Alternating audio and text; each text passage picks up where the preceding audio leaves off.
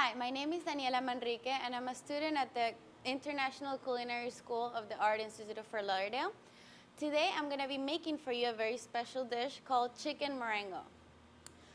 First, I'm going to start by heating my pan, my saute pan, and adding some oil. Just regular vegetable oil is fine. And you want to add enough just so the chicken is halfway into the oil. Then, to avoid cross-contamination, you always want to use your gloves when you're handling like raw foods. Then I'm going to take my chicken and I'm going to drench it in flour. You can always season the flour with a little bit of salt and a little bit of pepper. And then you always want to shake off the excess flour here. And then do the same thing. I'm using, in this case, dark meat and white meat. And since my flour is already seasoned, I don't need to add more seasoning to it. Then once I have them all ready, then I'm going to add it to my pan. Try to always put the meat facing away from you. That way you don't get the oil splash into you. And I'm going to do the same thing with my chicken breast, facing away from me. You want to make sure the pan is nice and hot, but not too hot, because then you're going to burn it, and that's going to be a disaster. You want to wait until it gets to a light golden color. And after that, we're going to remove it from the pan. Now that my chicken is brown on both sides, a nice golden brown, we're going to remove it from the pan to start making our sauce. You want to keep it someplace where it's warm. In this case, I'm going to put it in the oven at very low heat. You don't want to cook it right now. You just want to place it so it keeps warm while we make our sauce. Now, you don't want the flame too high so you don't burn your other ingredients. And I'm going to start with my garlic. And I'm going to put my garlic in. Then I have my shallots, which I've cut really nice and small dice. Then I'm also going to add some mushrooms, which is one of the components of this dish. And you want to start, make sure you don't want to burn them, make sure they're nice and caramel. Okay. Now, you want to always deglaze this, well, in this recipe, you want to deglaze with your wine.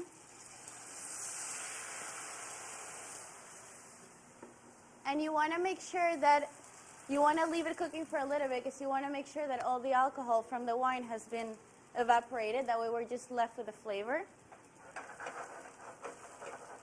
So you want to leave it. What's interesting about this dish is that it's actually, I always thought it was a French dish, but it's actually an Italian dish from North Italy, which the French took over and then over the dish, and now it's a French dish. Now I'm going to add my tomatoes and some veal stock. And always season with a little bit of salt and a little bit of pepper. Fresh ground pepper is good. It's always better because you have all those oils still left in there. Okay. Now what you want to do is add your chicken back into the dish, into the pan.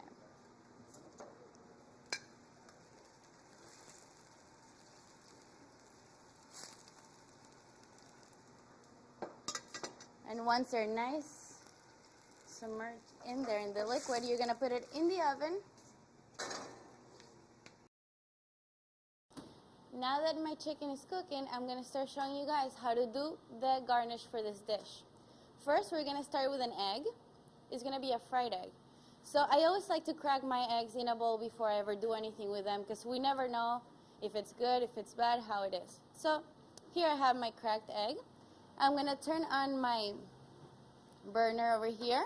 Not too hot, like, medium to low heat.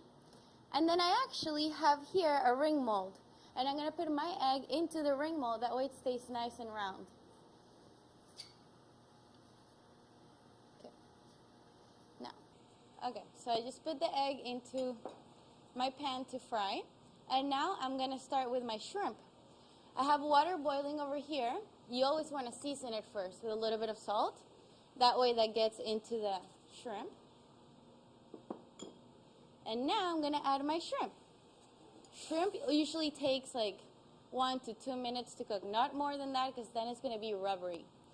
So while my shrimp, I'm going to actually take my shrimp out in a different bowl. Make sure you never want to put your cooked product where the raw product was before. So if you see, the shrimp is turning nice and pink, which is a good thing. And now I want to take them out into my bowl. And you want to make sure you keep it in a nice and warm place in my oven. Now that my egg is done frying, I'm going to take it out of the ring mold and into a plate and keep it nice and warm also. Here's the ring mold. And then you can just slide it. Usually it's better if you use a Teflon pan. That way it doesn't get stuck into the pan and it's easier to take out. I'm going to put it in my warmer so I can check on my chicken, because I'm sure it's been a while and it's probably done. Okay, still cooking. You want to make sure that most of the liquid has been reduced, but you still want to keep it sauce consistency where you get a little bit on the plate. Now I'm going to work on my bread. Actually, what I've done here traditionally, the bread that is used as a garnish in this dish is cut into the shape of a heart. You can do this by getting cookie cutters. It's very easy that way.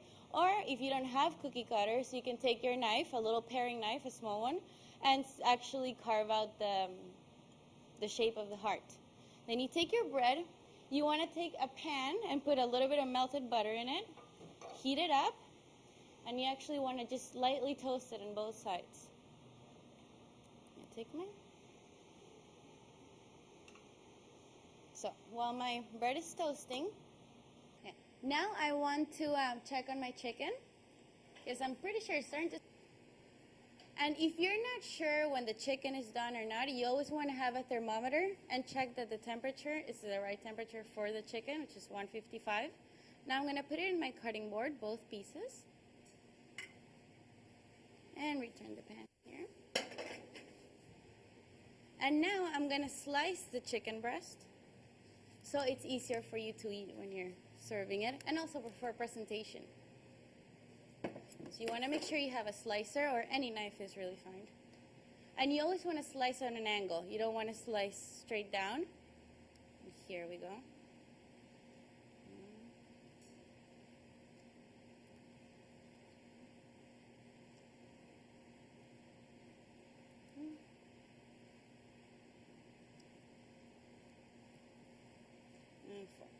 Alright, this little guy's extra. And now for plating, you want to place your leg first and then your chicken afterwards in front.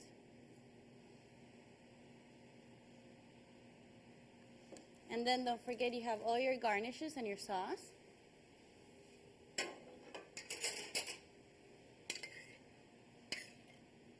You want to always spoon a little bit on top of the chicken.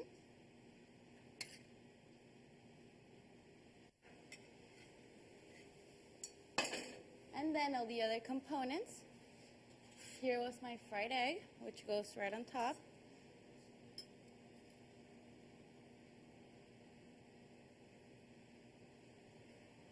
Let's not forget the shrimp that was in the oven.